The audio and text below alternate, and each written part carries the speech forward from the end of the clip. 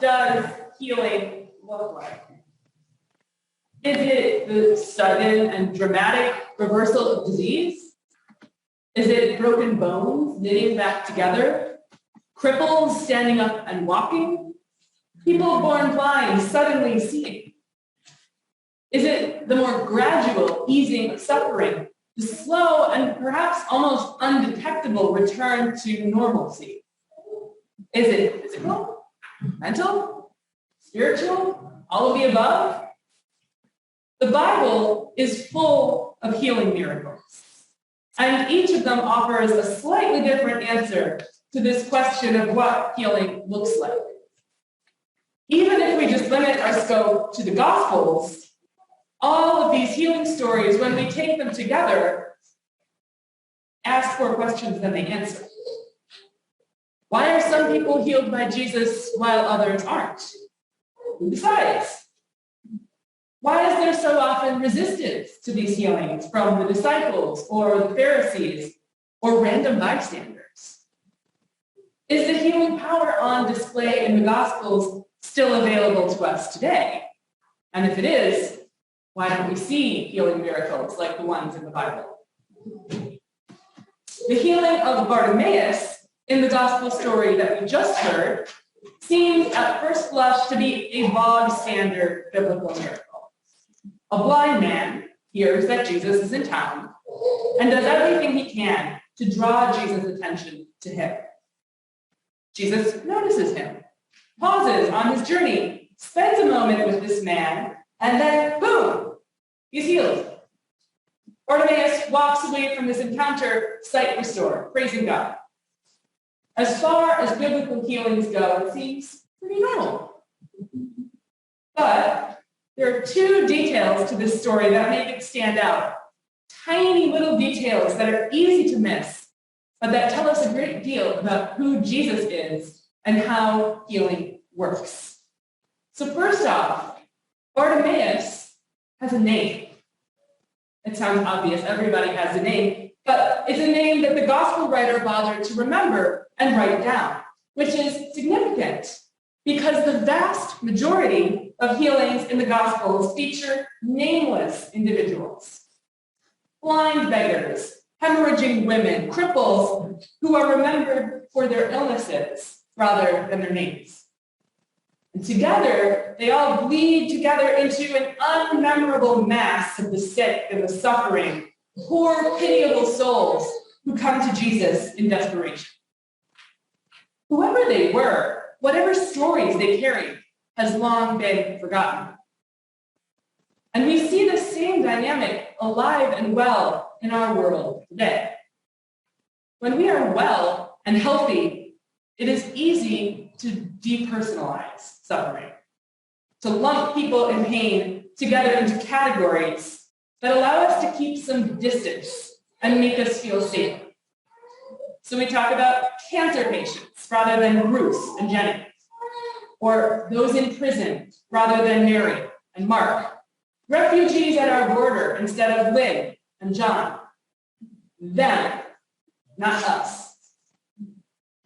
And on the flip side, when we or our loved ones are suffering, that distancing, that depersonalization makes the experience of our suffering all the more isolating and painful. We feel invisible, insignificant, or even burdensome, like we're nothing more than a nuisance to others, a problem to be solved.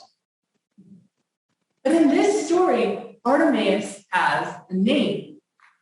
And with a name, he becomes a subject rather than an object. A human person with a unique story, not just a literary stand-in for a whole class of people. And this is crucial for us because the healing that Christ offers us is specific. He does not simply dispense thoughts and prayers from afar, vague categories of people that don't really mean anything. He doesn't heal categories from a people from a distance without seeing them, without knowing them. He sees each of us intimately and deeply. Christ's healing is specific because our woundedness is specific. And he knows the deepest needs of our hearts. He knows our broken places better than we do ourselves. In a world where need is overwhelming, and we are practiced at looking away from suffering, being seen as a complete and cherished human being in and of itself is profoundly and deeply healing. So Jesus sees Bartimaeus as a human with a name, and then he asks him an extraordinary question. Which brings me to the second detail about this text. It would have been obvious to anyone experiencing this scene that Bartimaeus was blind. To say nothing of Jesus. Jesus knew what was going on here. And yet, Jesus still asks him, "What do you want me to do for you?" Jesus doesn't presume to know what kind of healing Bartimaeus wants. He doesn't reduce Bartimaeus to a stock character who is defined only by his blindness and there's nothing else interesting about him. He lets Bartimaeus speak for himself. And with this question, Jesus puts everything on the table. "Here I am," he says, "I see you. What within you is crying out for God's mercy and healing?" There's another dimension at play here in this question, which is consent. In asking Bartimaeus what he wants, Jesus is asking permission to engage in this work of healing. Jesus does not force himself on Bartimaeus, and neither does he force himself on us. Healing requires our consent, our cooperation. God is not manipulative. Grace and mercy are freely offered, but we have to say yes. And in the case of Bartimaeus, we also have to be able to name our need, to give voice to what within us is crying out for healing and wholeness, to tell Jesus what we want him to do for us. All healing is of God, and we are active participants in that healing, not passive bystanders. Today, we have a very special and very long-awaited opportunity to come close to Jesus, to be active participants, not just in our own healing, but in the healing of our community.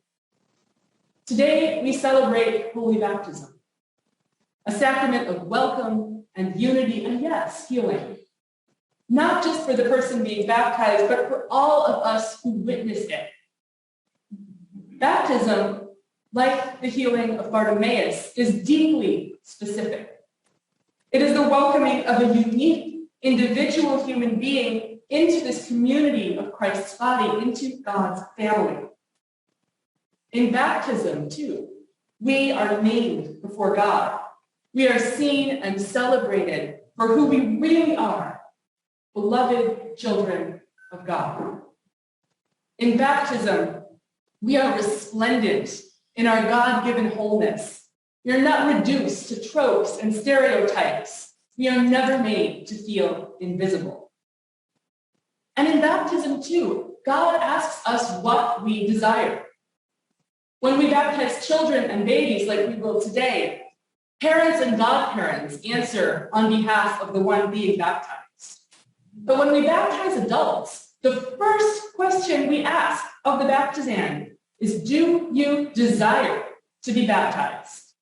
That consent is fundamental. If the person says no, there is no baptism. Do you desire to come close to God? In baptism, God asks us, what do you want me to do for you? And by the baptismal vows and covenant, which we will repeat together in the presence of God, in the presence of this family who has come asking God's blessing, we reply, we want to be made whole. We want to be close to Jesus. We want to be knit together into one body. We want to be held forever by the fierce love of Christ that will never let us go. In baptism, we say yes to God's invitation. We consent to God's love, and we allow ourselves to be transformed. So what would you say if Jesus asked you today, what do you want him to do for you? What in your life, in your body, in your soul is in need of healing? What if he asked us as a community? What do we want Jesus to do for St. Lawrence? Friends, the answers to these questions are right here, in this basin of water where we are united with Christ, at this table where week after week we feast on the bread of unity and healing. So together, let us approach this font and this table with boldness and with courage, ready to meet the one who is always ready to receive us. Amen. Amen.